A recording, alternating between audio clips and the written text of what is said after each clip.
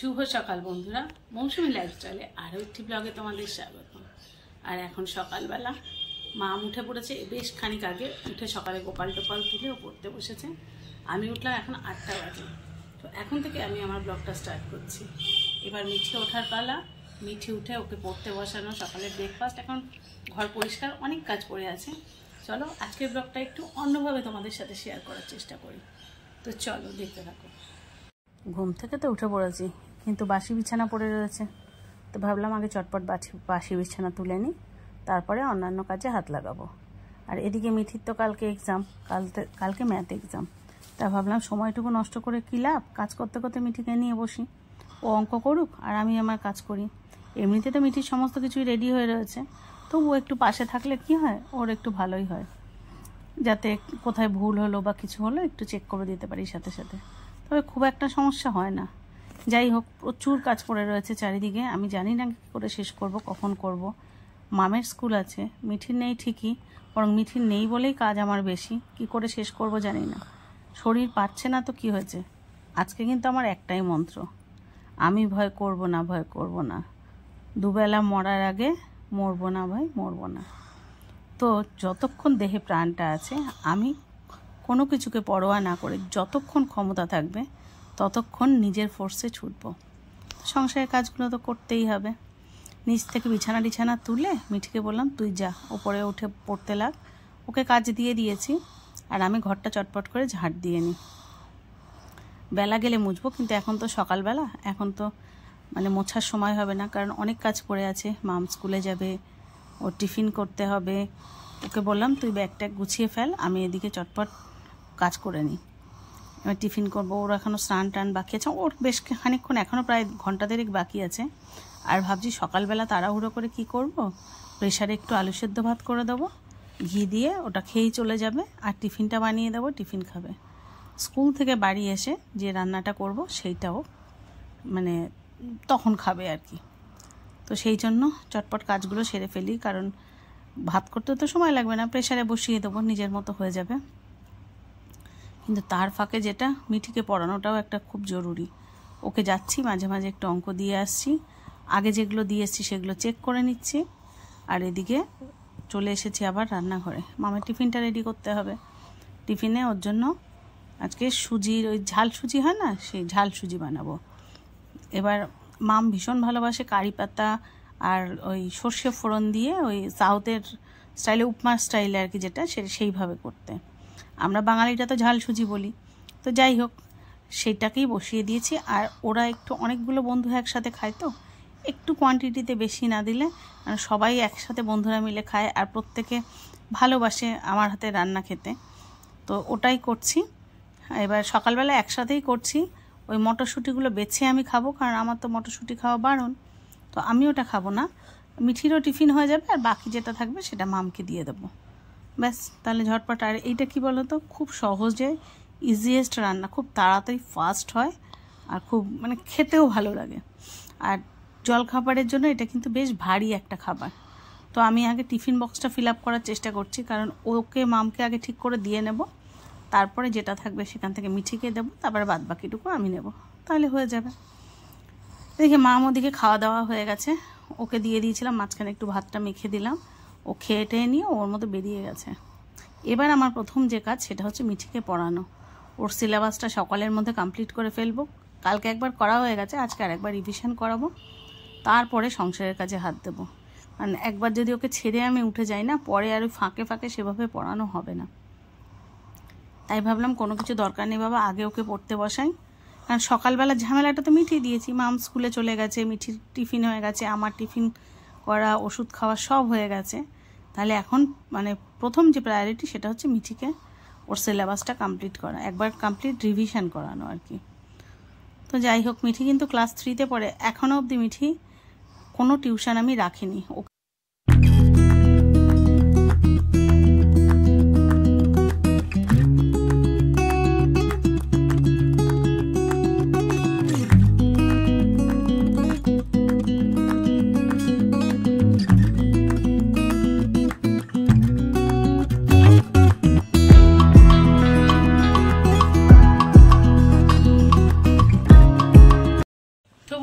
এদিকে পড়াতে পড়াতে রান্নার বেশ কিছু গুছিয়ে নিয়েছি। ওকে মাঝে মাঝে অঙ্ক দিচ্ছিলাম, আর এই যে এখন ওকে স্নানও করিয়ে দিলাম। ওকে অঙ্ক দিচ্ছিলাম আর আমি রান্নাঘরে চলে আসছিলাম টুকটুক করে। এসে দাঁড়াও, এই দেখো ডাল সেদ্ধ করে নিয়েছি, ওখানে ভাতটাও করে ফেলেছি, মানে যেগুলো করতে অসুবিধা না। মাছটা ধোয়ার সময় পাইনি এখনো। এখানে আলু ভাজার জন্য আলু কেটে ধুয়ে ঢেকে দিয়েছি। তো এইটা এইভাবেই থাক, রান্নাটা পরে সারবো, তার আগে স্নানটা করে নিই, কারণ আজকে কেউ নেই যেহেতু পুজোটাও করতে হবে। ওদিকে গোপাল সোনা বসে আছে, আমার মনে হয় তাকে আগে খাওয়ানো উচিত।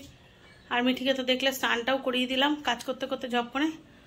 ওর জন্য এই একটুখানি সুজি দিলাম, স্নান করে উঠেছে তো খালি মুখে থাকবে সেটা ঠিক নয়। ও বসে বসে এটা খাবে আর কার্টুন দেখবে, আর আমি সেই ফাঁকে স্নান করে এনে মা গোপাল সোনাকে দিয়ে আসবো, দিয়ে এসে তারপর রান্নার বাকিটা শেষ করব। তো চলো ঝপ ঝপ, সকাল থেকে না একটু বসার সময় পাইনি, তোমরা তো দেখছো। তাড়াতাড়ি করে স্নানটা সেরে নিই, সেরে পুজোটা দিয়ে আসি, তারপরে এসে বাকি রান্নাটা সারবো।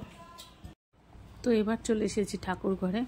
ঠাকুর ঘরে এসে প্রথমেই যে কাজটা, ঠাকুর ঘর আমরা রাত্রেবেলা একবার করে মুছে রাখি, তবুও সকালে আমি বাসি ঘরে পুজো দিই না, আবার ঠাকুর ঘর মুছি।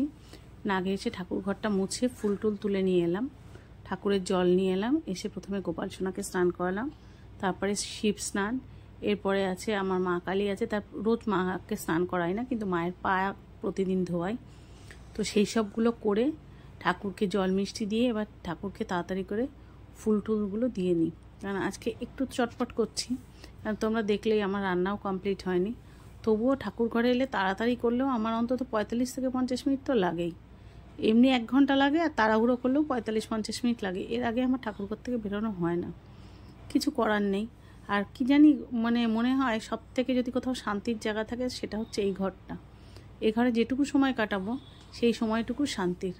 আর যেদিন বাড়িতে পুজো হয় না সেদিন তো আরও, মানে বাড়ির অন্যান্য কাজ অ্যাজ সেরকম করি না, পুরোটাই ঠাকুর ঘরে। সেদিন যেন একটা অদ্ভুত মানে স্যাটিসফ্যাকশন বিরাজ করে আমার মধ্যে, কেন জানি না, ভীষণ ভালো লাগে।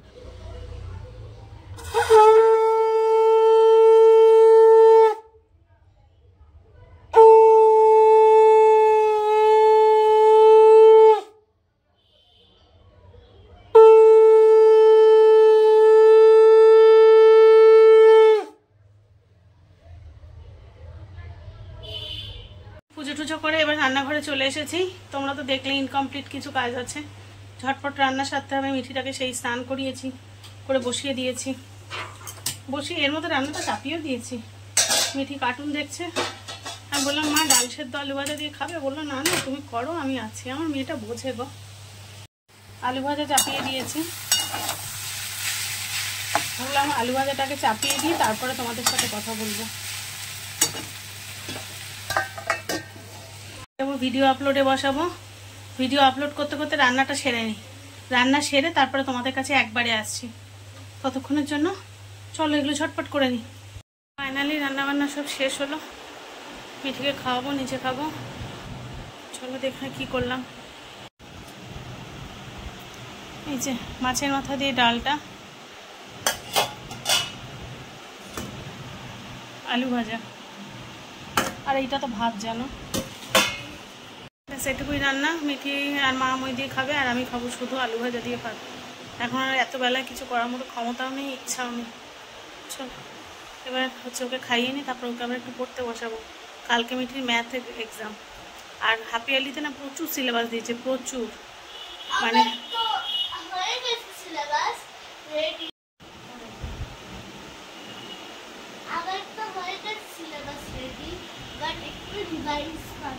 রিভিশন না করলে মাথায় ঢুকবে না, আর মাথায় উপরে থাকবে। রিভিশন 60 আউট অফ 60 পেতে হবে, তাই তো? ঠিক আছে, প্রতিটা সাবজেক্টে ফুল মার্কস চাই, সেই জন্য ও প্রচণ্ড টেনশনের পেশেন্ট।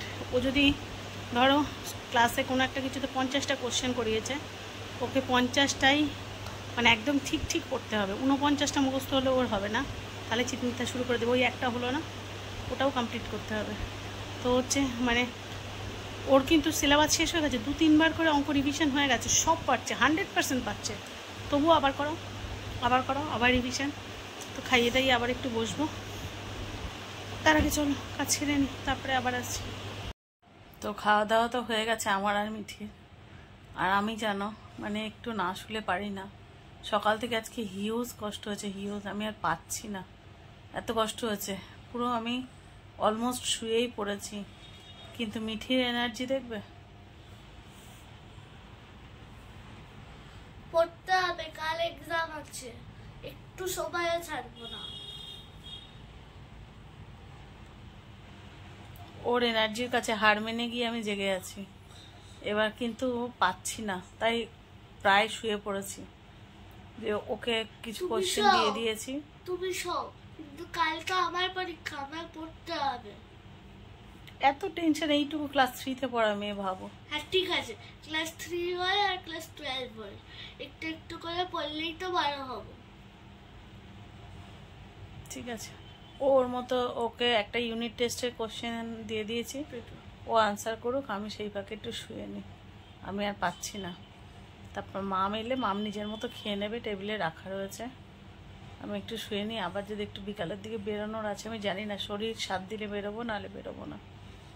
তো চলো একটুখানি রেস্ট নিয়ে নিই, পরে আবার ফেরত আসছি। তো আমরা যখনই বাড়ি থেকে বের হই, আমাদের সামনের এই পাশের এই মন্দিরটায় আমরা প্রণাম করে সবসময় বের হই। আর আজকে তো কৌশিকী অমাবস্যা, ওঠো, আজকে তো ওখানে পুজো হচ্ছে স্পেশাল।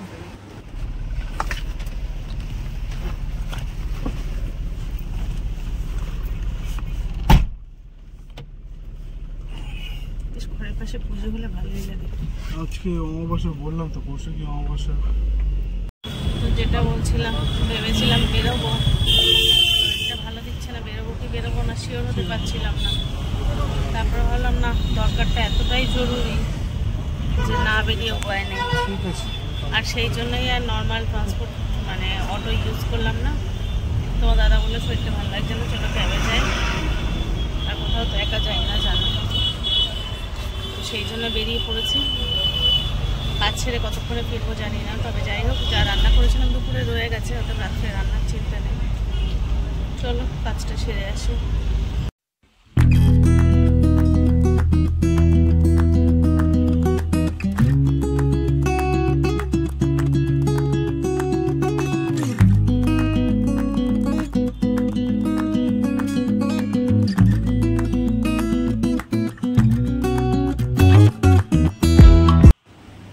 পুজোর আগে আগে বেরোনো মানে কলকাতা শহরের স্পেশাল জিনিস হচ্ছে রাস্তার পাশে হোর্ডিংয়ের, এই দেখো হোর্ডিংগুলো এখনও লাগানো হয়নি, কিন্তু এই যে হোর্ডিং লাগানোর মাসগুলো বাঁধা হয়ে গেছে। কিছু না, এর থেকে মনে হচ্ছে পুজো পুজো একটা ভাইবস এসে গেছে না, সামনে পুজো, এইরকম একটা দারুণ লাগছে। আর এখান থেকে যাব এবার, এই যে জুতো, মিঠির জন্য এক জোড়া জুতো দেখ। তো তারপরে বেরোলাম, বেরিয়ে তোমার দাদা খেতে ভালোবাসে খুব ঘুগনি, কিন্তু বেচারা আমার জন্য কখনোই খেতে পারে না, কারণ আমার তো জানো দানা জাতীয় জিনিস খাওয়া বারণ। কিন্তু গড়িয়াহাটে এই দোকানটা না খুব ভালো ঘুগনি করে। তো আমি প্রায় আজকে ফোর্স করেছি যে তুমি যদি আজকে না খাও আমি এখান থেকে নড়বো না। তারপরে জোর করে তাকে ঘুগনি খাওয়ানো করালাম। এইবার বেচারা আমার সাথে বেরোলে তো কোথাও কিছু খেতে পারে না, এই সামান্য স্ট্রিট ফুডটুকু যদি না খাও, এমনিতে তো কোথাও গিয়ে খায় না, যা কিছু করবে না বাড়ি এসে খাবো। যাই হোক নিজে খেয়েছে, এবার বললো চলো তাহলে মেয়েদের জন্য কিছু নিই। তো এখানে ঢুকে মেয়েদের জন্য আবার চিকেন কাটলেট আর মোগলাই নিয়ে এইবার আমরা বাড়ির দিকে যাব। তো সব থেকে আনন্দের কথা কি জানো, আজকে তো কৌশিকী অমাবস্যা, তোমাদের দেখালাম বাড়ির পাশে মন্দিরে পুজো হচ্ছে। তো এখান থেকে বেরিয়ে যখন বাড়ি যাচ্ছি, এবার আমরা অটোতেই গেছিলাম, ফিরছিলাম আর কি। তো এই যে আমাদের বাড়ির একটু আগে, মানে ধরো আর 2 মিনিট মতো অটোতে গেলে আমাদের বাড়ি এলাকা আর কি। তো এখানে এই যে মা তারার একটা মন্দির আছে, এবং ইনি খুব জাগ্রত। আমি যখন অতিরিক্ত অসুস্থ ছিলাম, তোমার দাদা এখানে এসে পুজো দিয়ে গেছিলাম। তো সেই মাই মনে হয় আমাদের টেনে এনেছে, এখানে দেখছি পুজো হচ্ছে। আমরা নেমে গেলাম, নেমে আবার মিষ্টি কিনে নিয়ে এসে এখানে একটু পুজো দিলাম। মানে এত ভালো লাগছিল না, মানে কী বলবো, তখন কিন্তু বেশ রাত হয়ে গেছে, কিন্তু বাড়ি ফিরতে ইচ্ছাই করছে না, মনে হচ্ছে যেন এখানেই থেকে যাই। আর এখানে অনেকগুলো দেবদেবী, এখানে মানে পঞ্চদেবদেবীর আসন আছে। তো যাই হোক এখানে পুজো দিলাম, আর এখানে আজকে বেশ ভিড় ছিল, প্রচুর মানুষজন। আর এটা না মন্দিরটা মেন রাস্তার উপরে।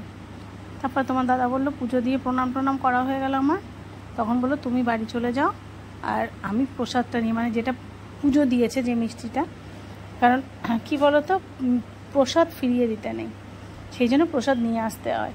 তাই তোমার দাদা একটু রাত করে এসেছে আর আমি চললাম বাড়ির উদ্দেশ্যে। তো চলো, আজকে বেশ রাত হয়ে গেছে, আমি বাড়ি যাই। তোমরা যে যেখানে আছো ভালো থেকো, সুস্থ থেকো। দেখা হচ্ছে নতুন ব্লগে। তাহলে আজকের ব্লগটা এখানেই শেষ করি। আর যদি নতুন কোনো বন্ধু এসে দেখো আমার চ্যানেলটা প্লিজ সাবস্ক্রাইব করে পাশে থাকো। টাটা।